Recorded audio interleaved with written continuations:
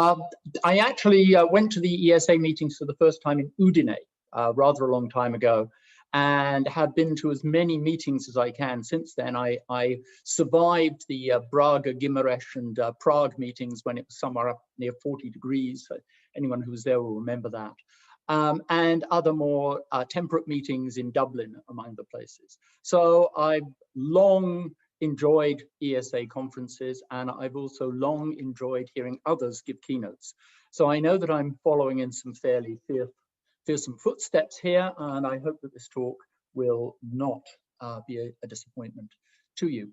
The title of my talk by itself might have provoked some of you, because it assumes it makes sense to ask about Explananda for an ontology of multiple artworks.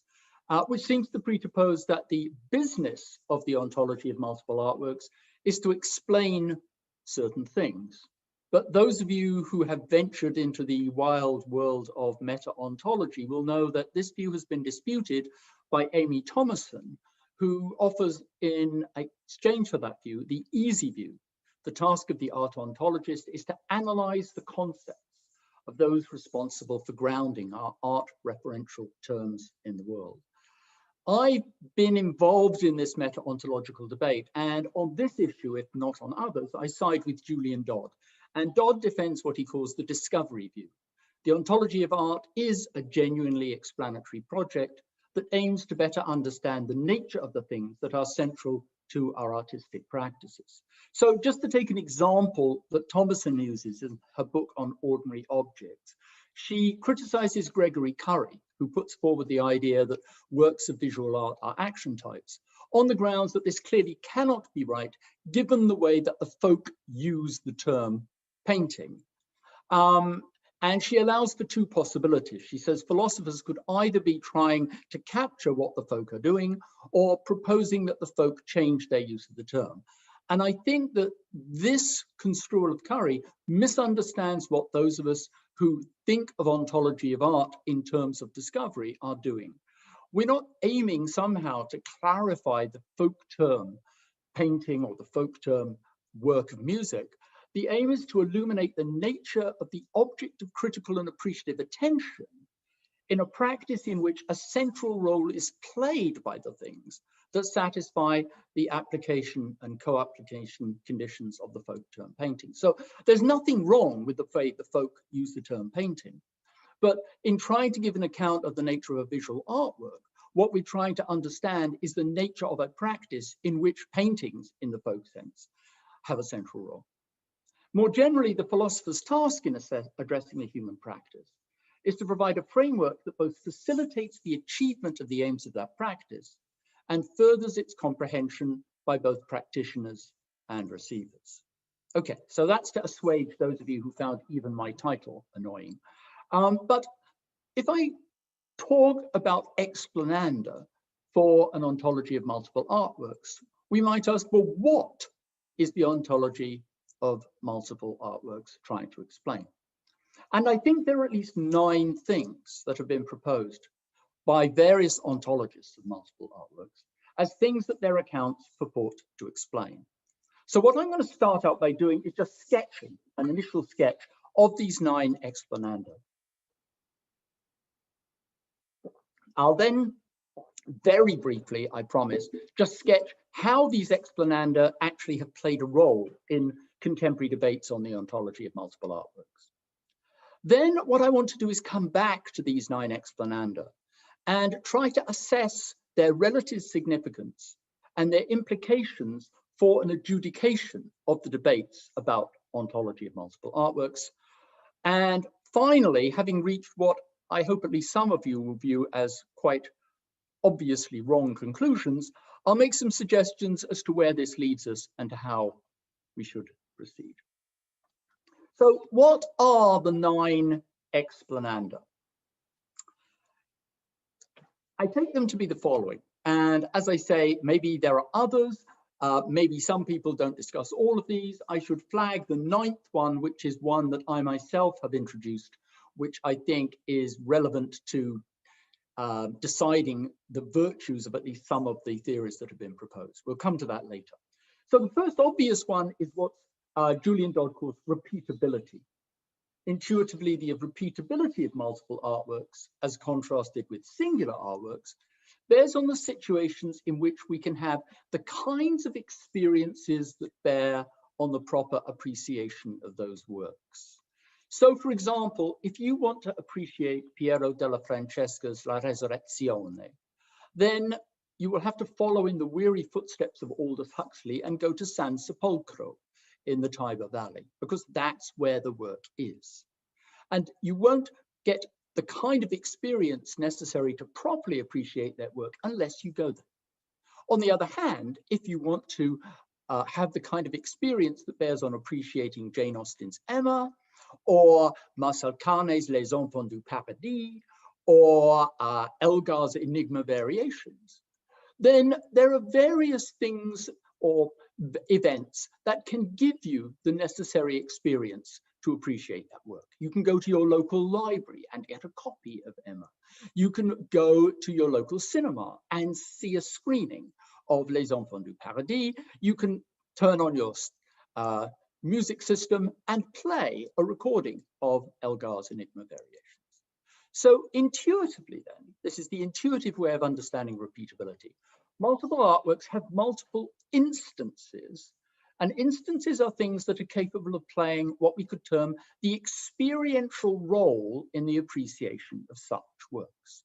Whereas singular works have only a single such instance, a single thing capable of playing the experiential role. But, and here presumably is supposed to be the puzzle about repeatability, unlike a singular work, we can't identify a multiple work with its individual instances. So the question might be, what kind of thing could a multiple work be if it's repeatable in this sense?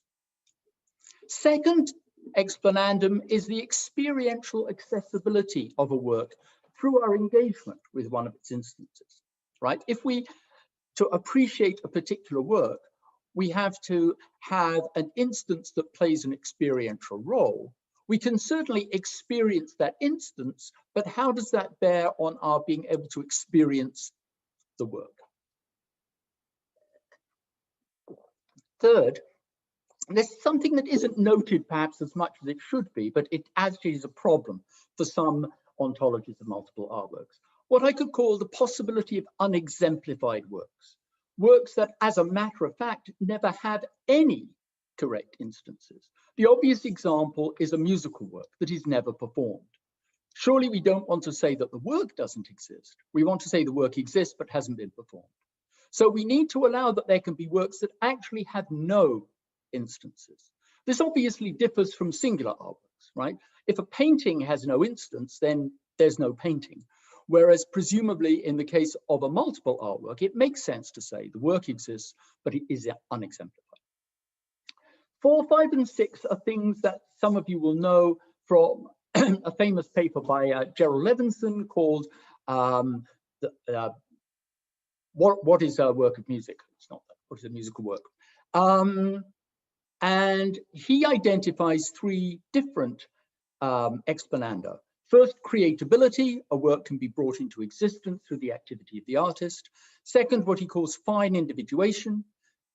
The individuation of works is by reference not merely to their structural or inherent properties, but also to the art historical contexts in which they're initiated, and what he calls performance means. In the case of a musical work, it means that it's partly constitutive of the work that sounds be produced by particular material means. There are 2 other explananda that are best known from the work of Guy Rawbaugh. He talks about multiple works being modally flexible and temporally flexible. A modally flexible work could have differed in its intrinsic properties.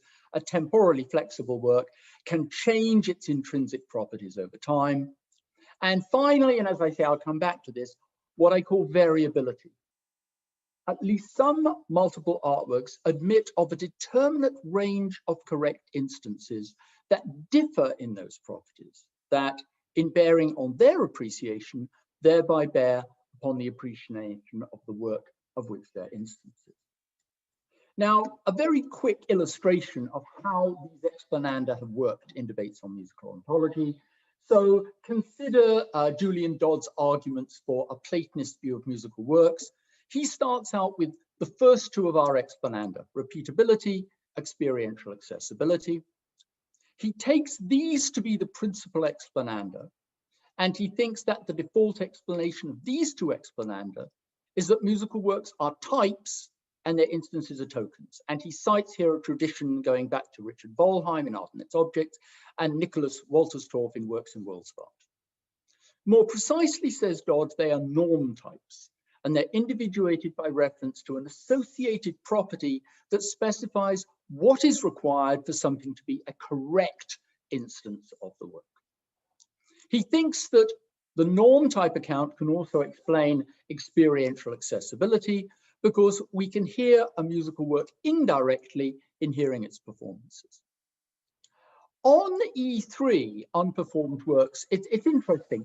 Dodd's 2000 paper, while it allows in a footnote for unperformed works, defines a musical work in such a way that there can't be unperformed works. But he modifies this in his 2007 book. So the 2007 version does allow for unperformed works. Dodd rejects the three things identified by Levinson and the two things identified by Rohrbaugh. So he rejects creatability and he rejects both kinds of flexibility. Why? Because if, as he's claimed, works must be types to explain repeatability and experiential accessibility,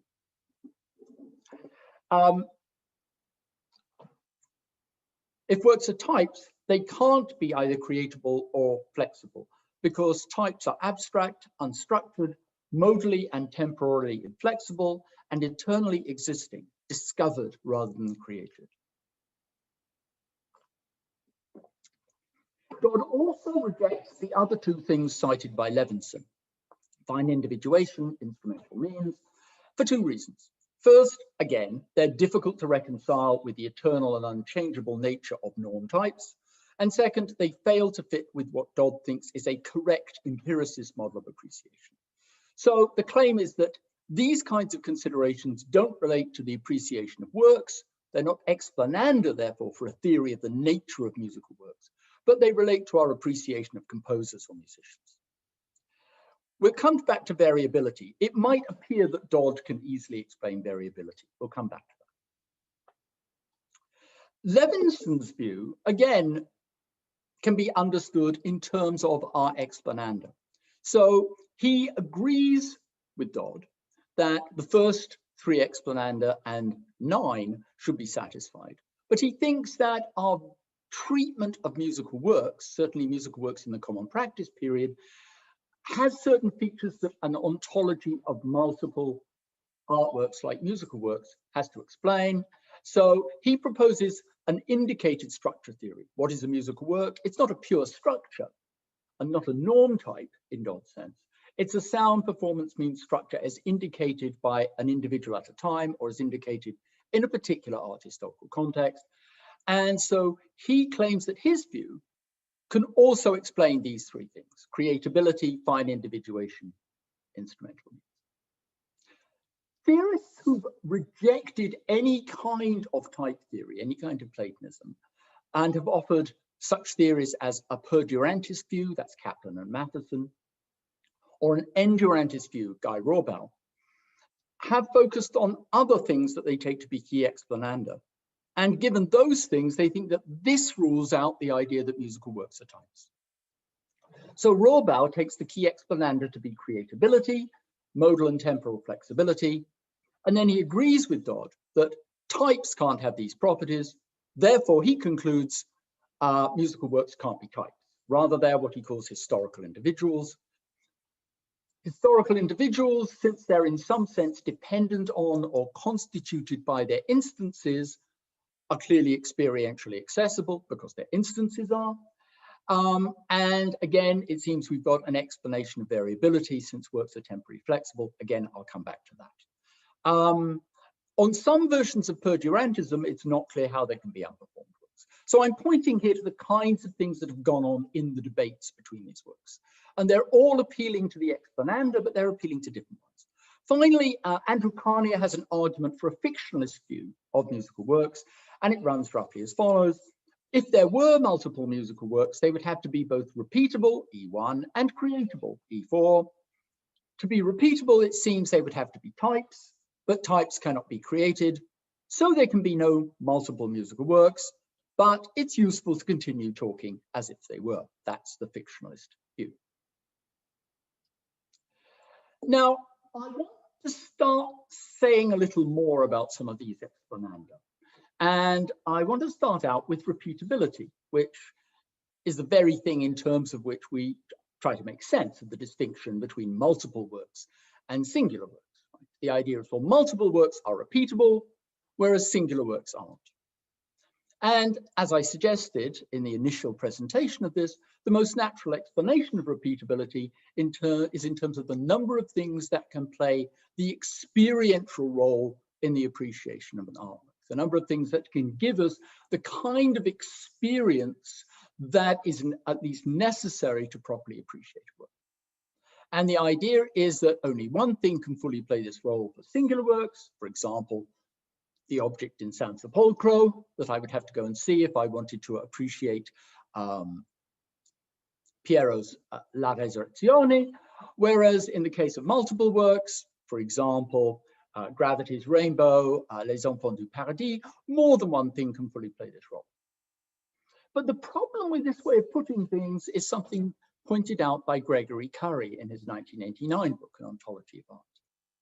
There's no reason in principle why we couldn't have a way of producing an exact duplicate of a painting. And if we could, and if we knew that that was what we were standing in front of, then surely it is just as qualified to play the experiential role as the original canvas, right? Curry has an account of how this might be done. And I think Curry is right on this. But what that means is that the distinction between singular and multiple works can't just be in terms of the number of things that can play the experiential role. Rather, the fundamental difference is that the possibility of multiple entities that can play the experiential role in their appreciation is built into the very processes in which multiple works originate, the ways in which, as we might say, they're initiated.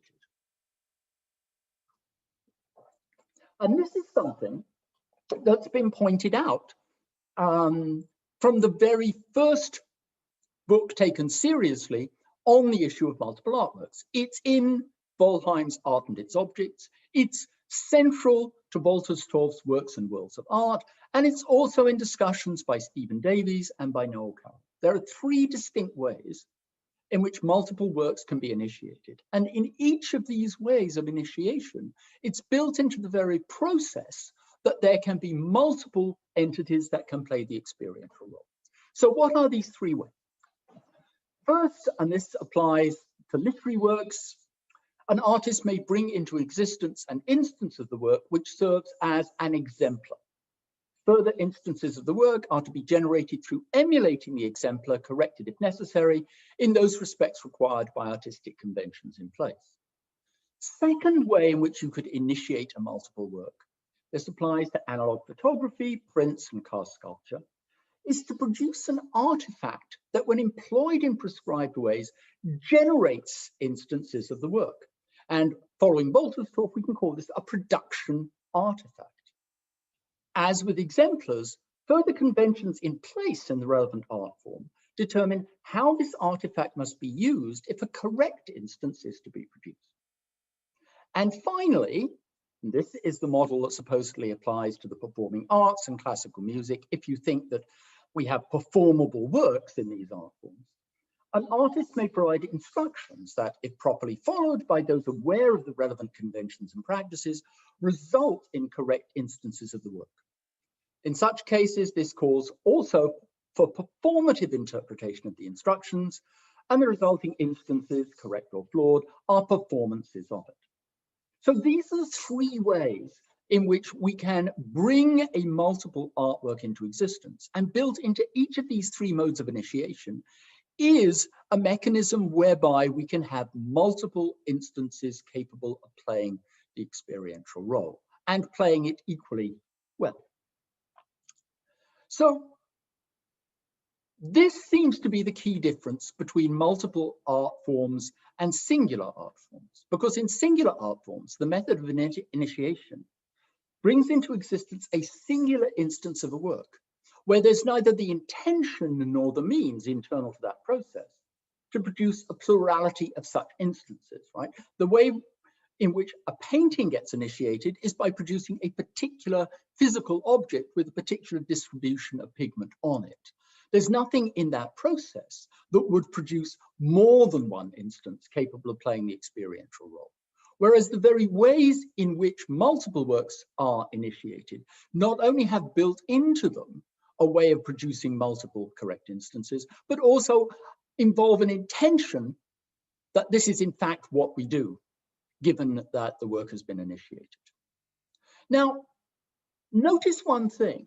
If this is how we make sense of multiple artworks, then there's no problem about how repeatability is possible, right? It's possible because we can employ one of these three methods. And it just follows from that method that there can be multiple instances of a work, multiple things capable of playing the experiential role. So if repeatability is an argument for Platonism, the argument must be that the instances resulting from these acts of initiation can bear upon the appreciation of a work only if that work is identified with something that exists apart from the actual process of initiation, but upon which the initiator draws. And that's what Dodd, I think, is saying about works of music. But notice that even if we found this a plausible line on works of music, it becomes increasingly implausible when we consider other ways in which a multiple artwork can be initiated.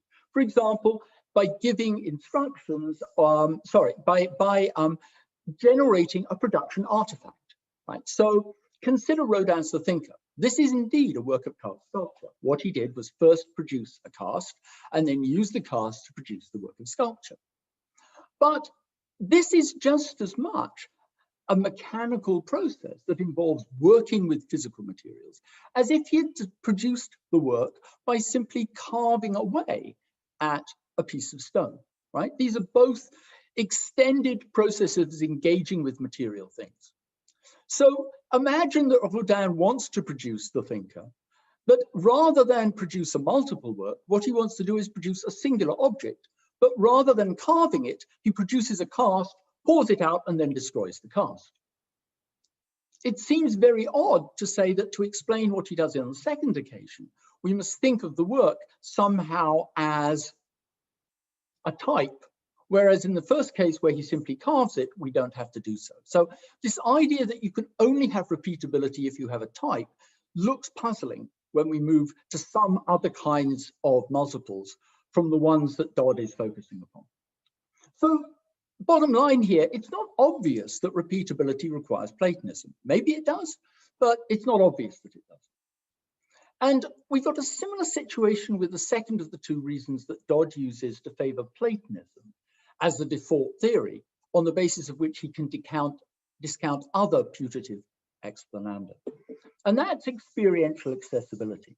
The idea is that we can somehow get indirect experiential access to a type by engaging with its tokens.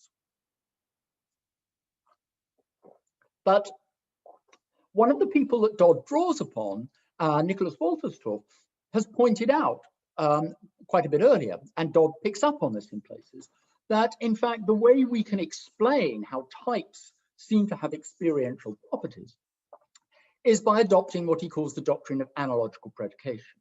So when I say of a musical work that it's audible, what I'm actually saying is that all of its correct instances are audible, right? So I'm attributing to the work a different property to the property I'm attributing to an individual performance when I talk about its audibility, but these two properties are analogically related.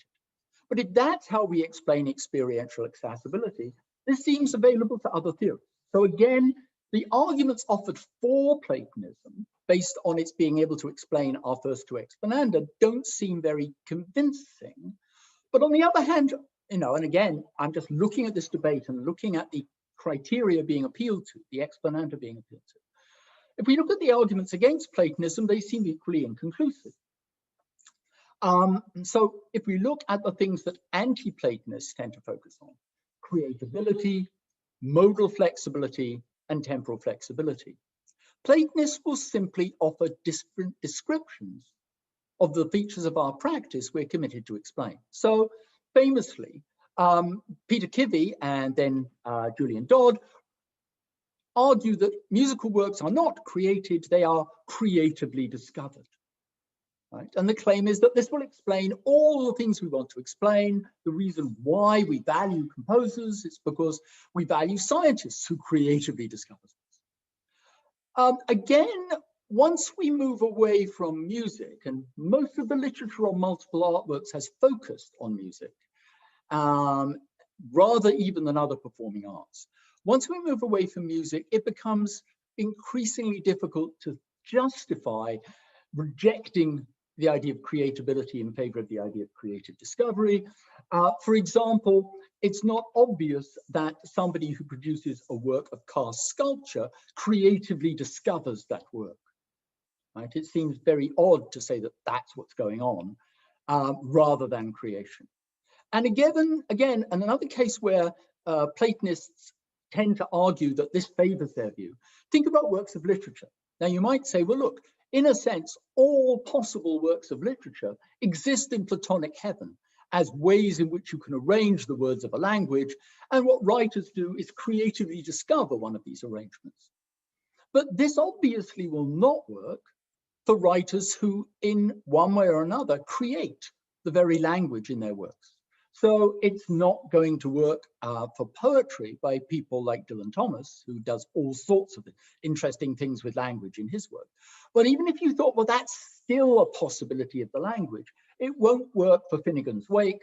It won't work for Burgess's Clockwork Orange, and it won't work either for Russell Hoban's Ridley Walker. All of them create the language of their work, the language spoken by the narrator in interesting ways. So again, this idea of creative discovery might work for musical works, might not work for others. But it's obviously, again, something that's in some sense disputable by one side of the argument, given the way it wants to be, the other side of the argument wants to be. Exactly the same applies to temporal flexibility. The Platonist simply rejects the idea that when there is a change in the intrinsic qualities, for example, when a composer modifies the work at a later date, the Platonist says, well, it's two different works, right? There's no temporal flexibility of a single work, there's simply two different works. And so we've got a standoff. Musical works are Platonic entities, they can't be creatable or modally or temporally flexible. If musical works are creatable or modally or temporally flexible, they can't be Platonic entities. And you might say, well, what kind of a debate is this?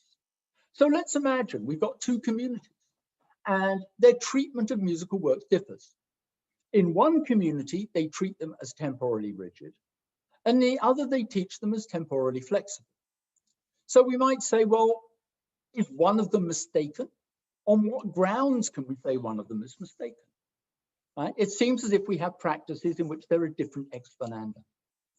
In general, then, it's tempting to say that things like temporal flexibility are a function of our artistic practices, rather than something on the basis of which those practices can be judged. And another example of this that's been discussed by Amy Thomason is the restoration of paintings. You know, when does it cease to be the same painting? And it isn't obvious that this is something that we could try to resolve by appeal to an ontological theory about paintings. Rather, as I noted elsewhere, practice seems to have primacy over ontology in these contexts. What about fine individuation? Fine individuation, which Levinson appeals to, is interesting because really what seems to be at stake here is our reflective appreciative practices. What kinds of things do we say about works in a given art form? And indeed, it's exactly at this epistemological level that the debate between Levinson and Dodd seems to proceed. So Dodd thinks that one reason to reject the idea that the context, the art historical context of a musical work is constitutive of that work, is to argue in a manner resembling Clive Bell that for true lovers of music, all that matters is how the music sounds. Well, again, you might say, where's the philosophical debate here? Surely what we're asking is, what kinds of things do we do in our practices? How do people engage with music? Now, our practices don't stand on their own feet. We have to be reflective, but what kinds of reflection might lead us to modify our practices? It might be that we do things that just seem to go against the very goals of the practice, right? For example, suppose we think that it's really important that people have certain kinds of valuable aesthetic experiences. Well, is it rational to treat forgeries in the way that we do, given that some forgeries produce almost exactly the same kind of aesthetic experience in a viewer as the original painting?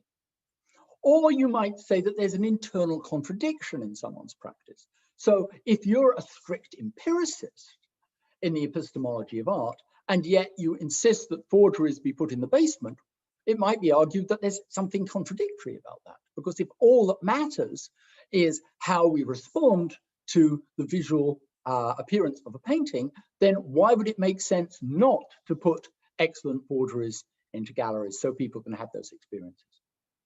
But in all of these cases, again, there's this question about the relationship between the Explananda and ontology.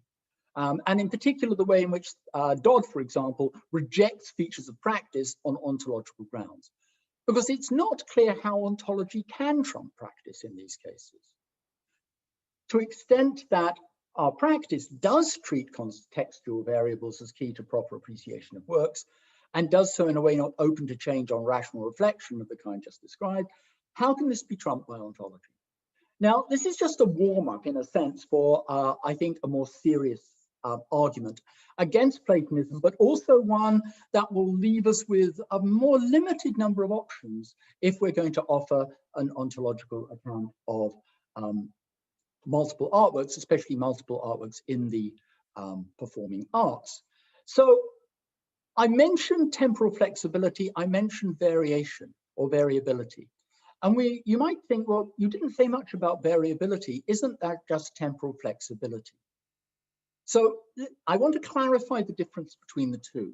Temporal flexibility is a matter of something being subject in principle to changes in what we would regard as its intrinsic properties over time. So in the case of an artwork, the intrinsic properties presumably will at least include the properties of a work's artistic vehicle, the thing that articulates the work's artistic content, upon which its appreciable properties supervene. So as an example, for Julian Dodd, right, the properties of a musical work supervene upon its timbral sonic properties. So in this case, to say that a musical work is temporally flexible is to say that we could have the same musical work even though we had different timbral sonic properties over time. And this was the example where a composer modifies a work, and someone who's committed to temporal flexibility will say it's the same work, but with different timbral sonic properties, whereas someone like Dodd will say, no, it's different works. Now, how does this bear upon the idea of some works being variable? Well, in a broad sense, we might say a work's variable if its correct instances can vary in the properties that bear upon the work's proper appreciation. And in that sense, or that broad sense of variability, one way to show that works in an art form are variable is to argue that they are temporally flexible, right? If works are temporally flexible in respect of the properties which determine whether something is or is not a correct instance of the work, then if these properties change, the properties that determine this entails there'll be a change in the class of things that qualify as correct instances in virtue of possessing such properties. And then there'll be a change in those appreciable properties that supervene on those properties in virtue of which things qualify as correct instances. So that gives us variability, right? So if temporal flexibility is accepted, then we will get in this broad sense variability. But as we've seen, this isn't a very promising strategy for the anti-Platonists.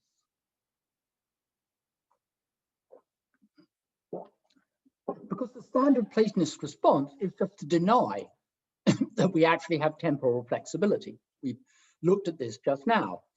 The Platonists will say, no, it's two different works. It isn't one work which varies in its appreciable properties because it undergoes some change in its intrinsic properties over time. Rather, we've simply got two separate works that are interestingly related to one another. So if the problem of variability is something that depends upon temporal flexibility, then it isn't obvious that the problem of variability is going to be any more of a problem for Platonism than I've argued temporal flexibility is, as things stand. But the problem of variability, this thing I identified as E9, is not simply a function of temporal flexibility.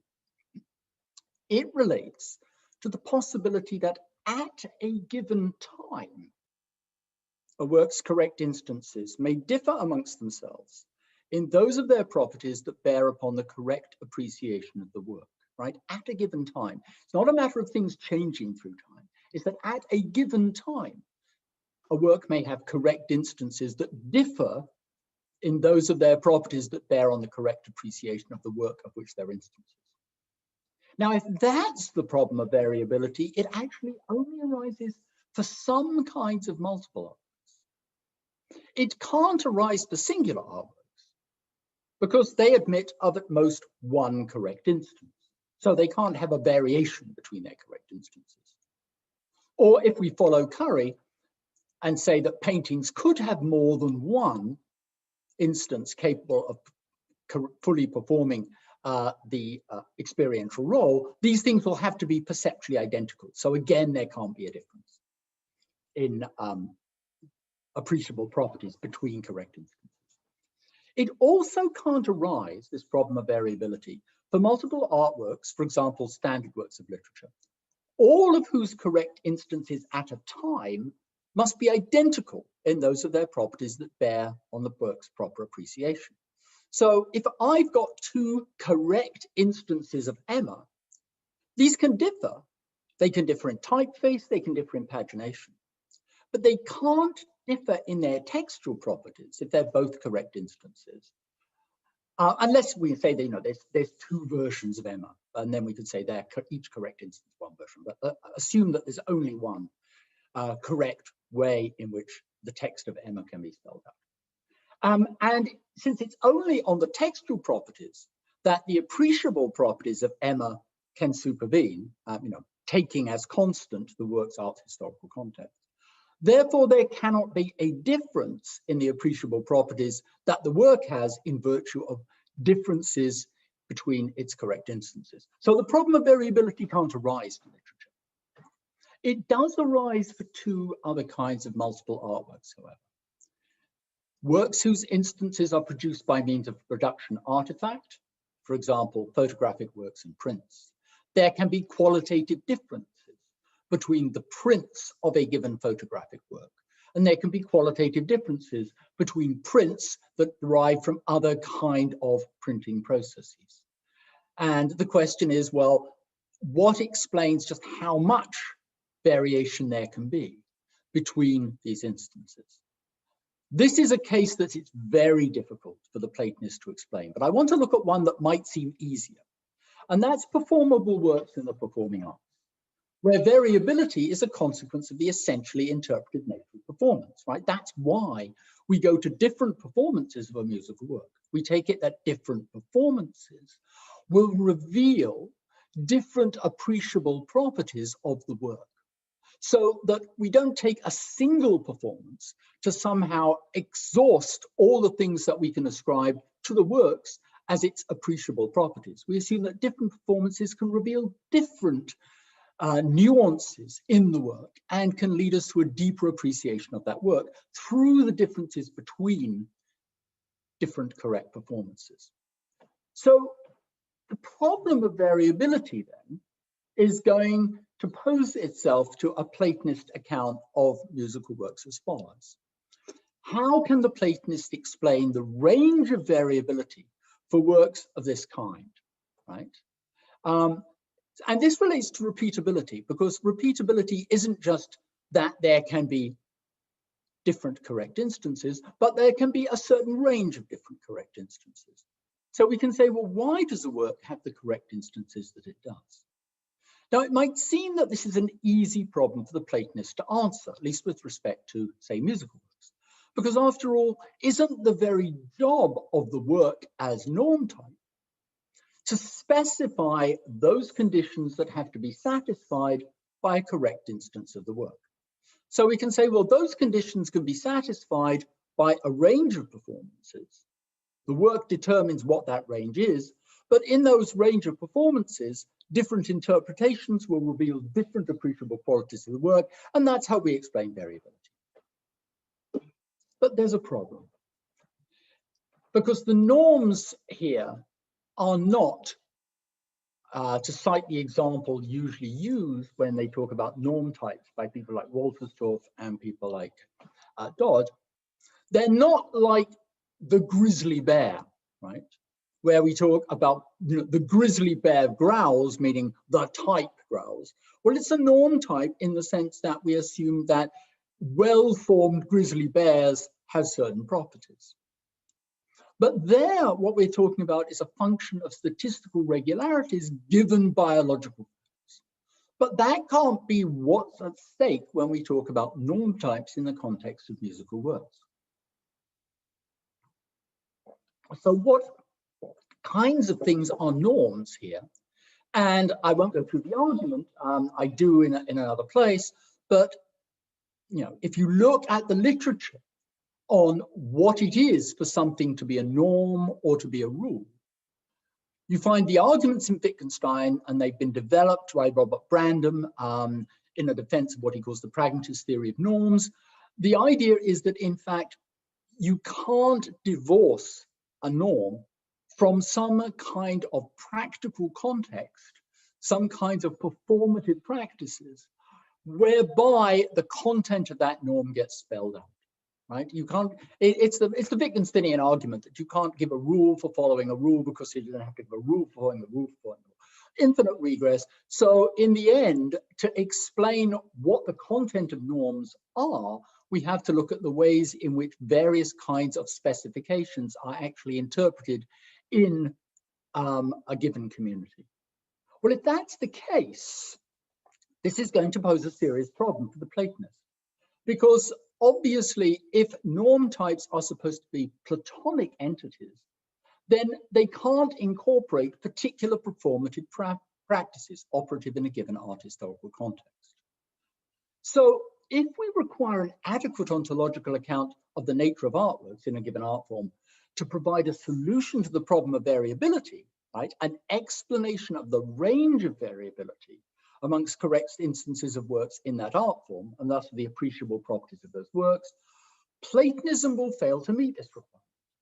In other words, in this sense, Platonism doesn't explain the repeatability of variable works because it doesn't explain the range of repeatability of variable works. So there's a general lesson here.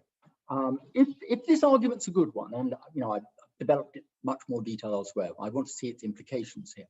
If this is a good argument, then it follows that any explanatory ontology of multiple artworks that takes variability as one of its explananda cannot locate the multiple artwork outside the artistic practices upon which the range of its correct instances depends.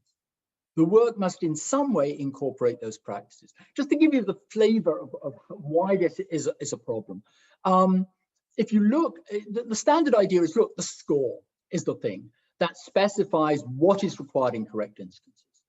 But even Wolterstorff, who defends this kind of view, points out that it's very unusual that all of the things that are required in correct performances are made explicit in the score. What he says is that composers rely on certain shared understandings within a performative community as to how certain marks on a score are to be interpreted into sounds. And there's a further problem if you think that, as Dodd does, that works are individuated in terms of their timbral properties. Because the ways that timbral properties are specified is by specifying instruments. But there's all sorts of ways in which you could produce a given pitch on an instrument, some of which will sound the way that instrument might normally sound, and others will sound very different. So again, it looks as if we have to appeal to a way in which instruments are used in a performative practice in order to understand just what it would be to perform correctly a given piece, where what we have is a score of that piece which indicates some of the notes required and also indicates instrumentation. So in all of these cases, it looks as if the way in which we move from what is explicit, say in a score, to what is a correct performance relies upon norms that are essentially embodied in the actual performative practice. That's the force of the argument. So you might say, this looks like grist for Levinson's mill. After all, Levinson tries to meet a similar kind of objection to pure structuralism. It can't account for the place of artistic context in the individuation of works by building context into the work itself, right? This is what we get when we think of the work not as a pure structure, the musical work, but as a sound performance means structure as indicated in a particular art historical context. Now, Levinson himself, sorry, Levinson doesn't speak to our current worry because he doesn't include in his indicated structures the actual performative practices in a given work's art historical context of origin. But there seems no principal reason why we couldn't modify the Levinsonian account so as to include such actual performative practices in the context of indication. And this suggestion, and I owe this idea to her suggestion, this is a suggestion that's been made, I mean, it's there as what she does, although she doesn't realize, I think, quite how momentous a move it might be, in Anna Pake's recent book, Choreography Invisible. And what she specifies, she's there looking at dance works, where this problem of explaining the variability of dance works is much, much more serious because we don't have a standard way of notating these works. So she suggests that the way we can get around this problem is precisely by building actual performative practices into a modified Levinsonian account of what a work is.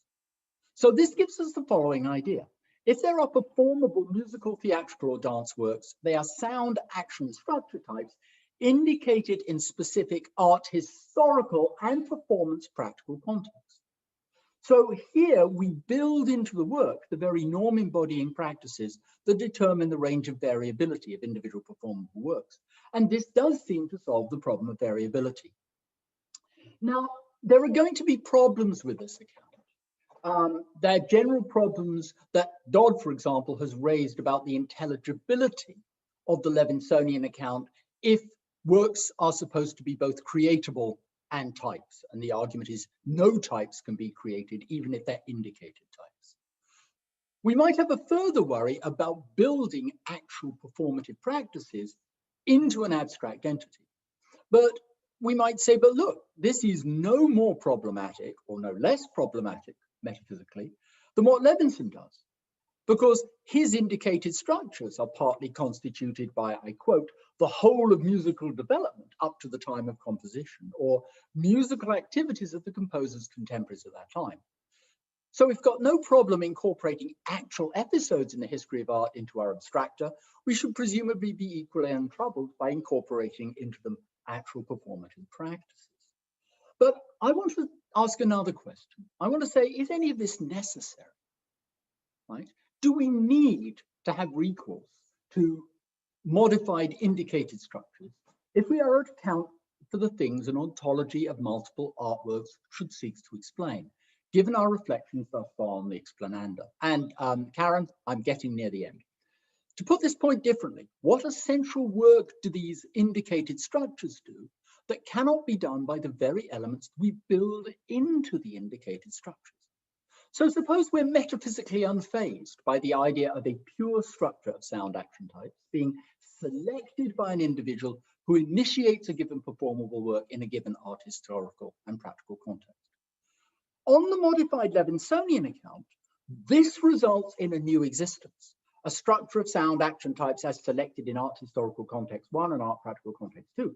But what explanatory role does this play that isn't already played by our talk about various acts of initiation and a context in which those acts of initiation take place?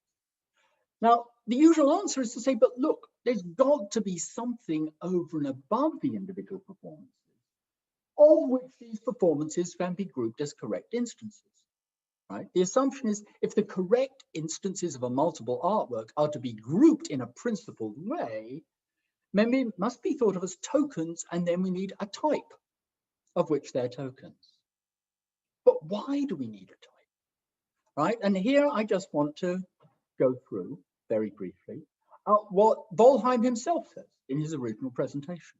So he says that multiple artworks are types only in what he calls the logical sense.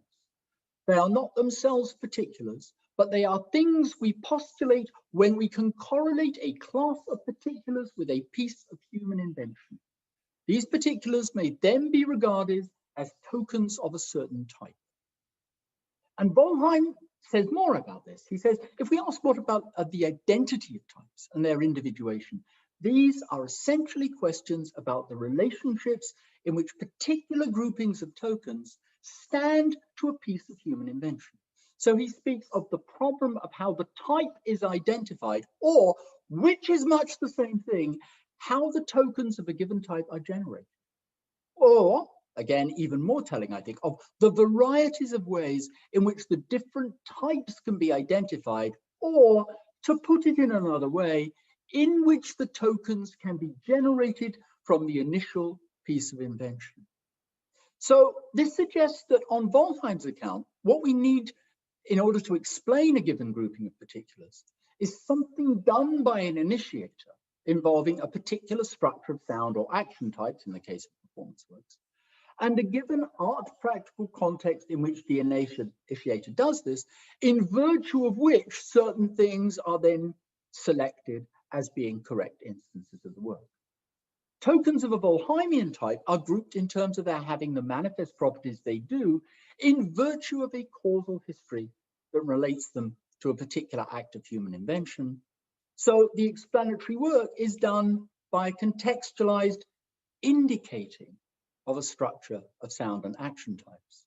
It doesn't require an indicated structure as a metaphysical entity that somehow transcends that context. If I had time, I'd go through this in detail, but basically, if we go back to our putative Explananda, all of these things are actually explained by this Wollheimian view.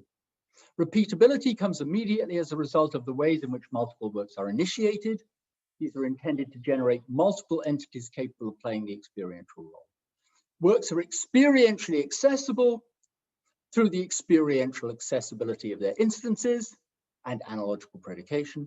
There can be unexemplified works because the work's initiation sets up conditions for multiple instances, and the work exists in virtue of the performance of such an initiating act in an artistic context that embodies in its actual practices norms that would identify correct instances of the work. Works can be created by the act of initiation. Works can be finally individuated if our appreciative practice respects this requirement. Performance means can count in the identity of a work, again, if with a given community, it is taken that correct instances must perform the work on particular influence. We can appeal to norms in place to justify claims about particular works being modally flexible or temporally flexible. And as we've seen, we get variability because that's the way in which this view was initially developed. So, conclusion. We've got two ways of accommodating, I think, the weighted Explananda for an ontology of multiple artwork, both of which explain variability. We have the modified Levinsonian view, and we have the Wollheimian view. And here are three questions that I'm sure you are thinking of asking. So, but in case any of you are numbed by this, these are questions you might want to ask. First, is the Wollheimian view really an ontological theory? Right?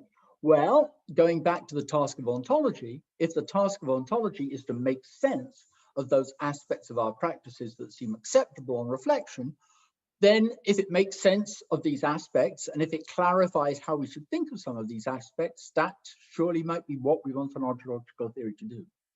Notice also it's important to distinguish between an account of the nature of works, which, as I said at the beginning, are the objects of critical and appreciative attention, and an account of the nature of the vehicles or instances of works.